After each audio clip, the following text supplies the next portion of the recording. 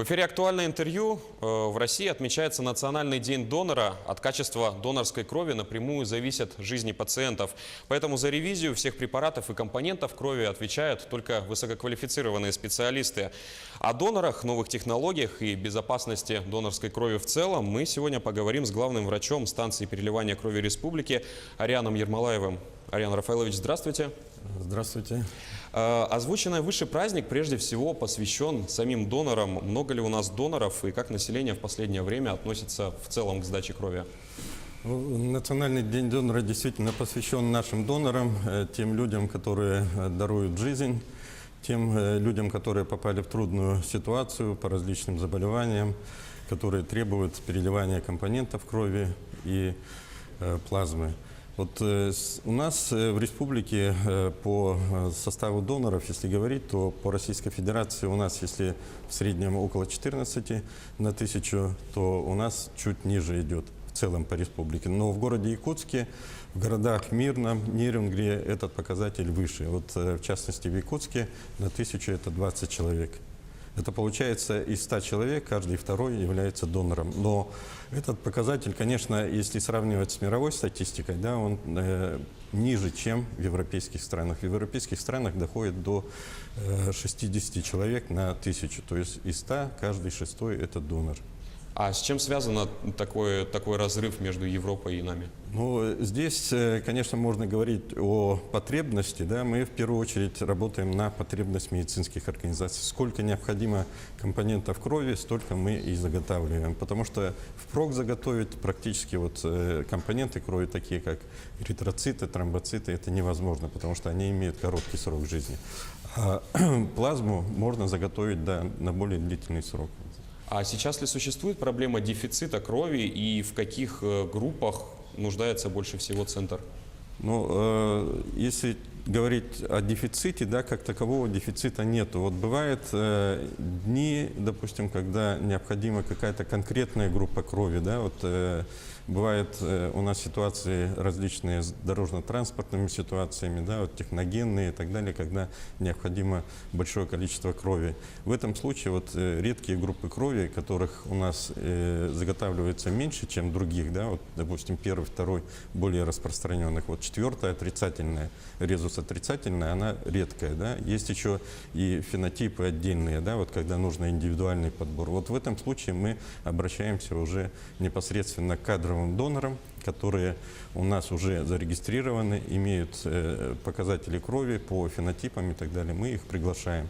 И бывают ситуации, когда необходимо, вот, наверное, часто и в WhatsApp вот, бывает, что распространяется информация, что необходима определенная группа крови и так далее. Это больше, конечно, родственники обращаются к жителям города и республики, чтобы они сдавали кровь для конкретных пациентов. Так как этот праздник посвящен непосредственно самим донорам, как стать донором? Вот, к примеру, человек захотел помочь. Что ему нужно, куда идти, какие документы с собой иметь при приходе к вам в центр? Ну, главное требование – это, конечно, чтобы человек был здоров, не имел заболеваний, противоречащих для сдачи крови, и желание самое основное, потому что в любом случае, да, вот сдача крови – это должна быть потребность человека, а не так, что вот сиюминутно он захотел сдать, какое-то у него чувство появилось, а нужно это постоянно,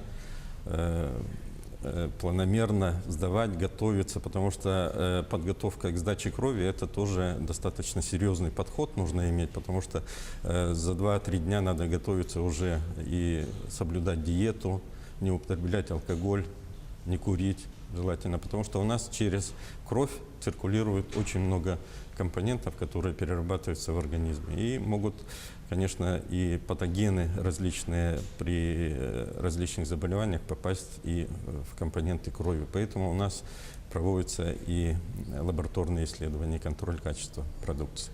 А насколько безопасно для самих доноров сдавать кровь? Нередко встречается такое суждение, что если человек начал сдавать кровь, то ему необходимо это делать регулярно на протяжении всей жизни. Это заблуждение или все-таки оправданное?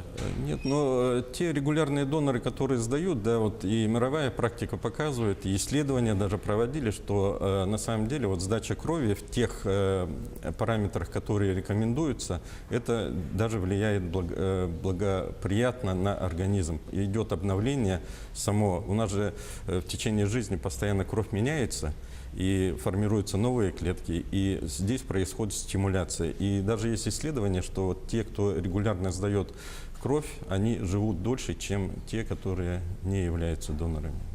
Как обеспечивает безопасность крови и как осуществляет контроль и какие технологии используют вот как раз при наблюдении за их качеством?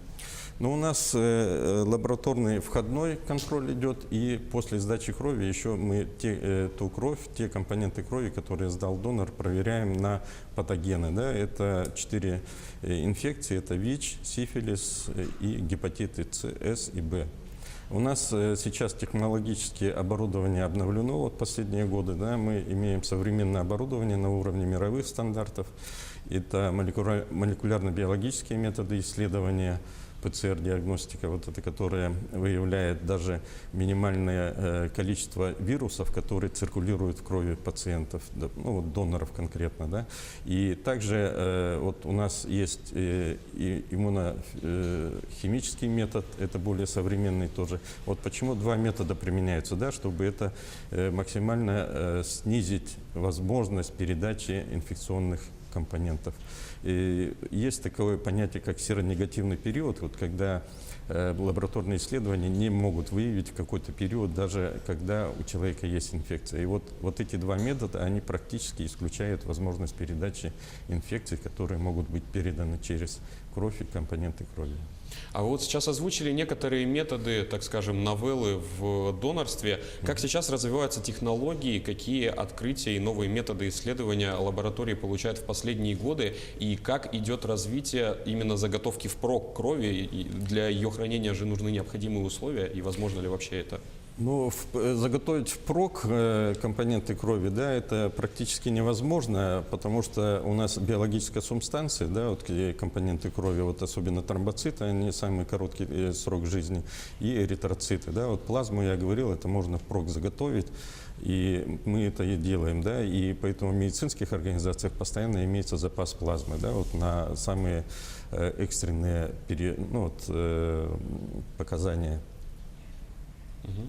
А на законодательном, кстати, уровне как регулируется этот вопрос? Оно в сфере донорства также часто обновляется, как и в других сферах, и насколько оно исполняется? Ну, на самом деле, вот законодательство и заготовка крови, да, это достаточно консервативное, да, и закон о донорстве, вот он несколько лет назад, 125-й федеральный закон был принят, и сейчас идет как раз трансформация, мы работаем по техническому регламенту сейчас, да, а как раз вот с прошлого года обсуждаются правила заготовки, переработки, транспортировки и хранения компонентов крови. Вот они должны скоро у нас войти. Сейчас идет на согласование на федеральном уровне, и после согласования вот это уже войдет в силу, и наши все подразделения, которые заготавливают кровь, у нас не только станция переливания крови заготавливает кровь, да, а также Национальный центр медицины. В таких крупных городах, как Мирный, Нерюнгри, у нас имеются очень хорошие отделения переливания крови, и они соответствуют тем стандартам, которые есть сейчас на данный момент. Ариан Рафаэлович, всегда хотелось узнать, в СМИ неоднократно появлялась информация о том, что где-то за рубежом встречаются люди с группами крови, уже выходящими за рамки 4 групп, то есть с 5-й, где-то даже проскальзывали с 6-й. Хотелось бы у вас, как у специалиста, спросить, правда ли это? Ну да, на самом деле, да, действительно такое есть, да, и сейчас уже обсуждается о том, чтобы расширить вот эти вот группы крови, да, вот, которые мы имеем, сейчас 4, и резус-фактор положительный, отрицательный. Такое действительно есть. Но даже сейчас речь идет о том, что искусственную кровь, да, вот, и публикации появляются, чтобы где-то уже разработали. На самом деле пока такого нету, да, и заменить донорскую кровь пока теми искусственными компонентами пока невозможно. И вот еще хотелось бы отметить, что у нас в республике сейчас идет инициатива вот, со стороны и комитета по социальной политике, да, вот председатель Корякин Александр Иванович, он как раз является еще и почетным донором России, да, вот мы сейчас разработали проект почетного донора республики Саха-Якутия. Звание получается. Да, звание. Оно несколько отличается от тех нормативов, которые имеются в Российской Федерации. Но это для стимуляции донорства у нас в республике. Я думаю, что это будет очень хороший посыл для наших доноров, которые являются постоянными нашими. А что подразумевает под себя это звание? Там какие-то денежные вознаграждения, может быть, отличительные знаки? Ну, мы хотим сделать действительно, чтобы для стимуляции денежные выплаты, да, и некоторые социальные льготы, да, вот у нас есть предложение, чтобы и в качестве почетных доноров России, республики, да, они могли получить звание ветеран труда и иметь определенные льготы уже по выходу на пенсию. А как часто Центр проводит именно выездные дни донора и какие организации в них принимают наиболее активное участие? У нас выездные акции, конечно, есть, да, но на самом деле мы приветствуем, когда все-таки постоянные, регулярные доноры, да, потому что когда мы проводим акции, это в основном бывает, что и разовые сдачи, да, а при этом, конечно, как я уже говорил, вот подготовка к сдаче крови и так далее, она бывает не всегда правильной. Поэтому на самом деле и в мировой практике, да, вот приветствуется это постоянное регулярное донорство. Человек, когда уже осознанно является донором.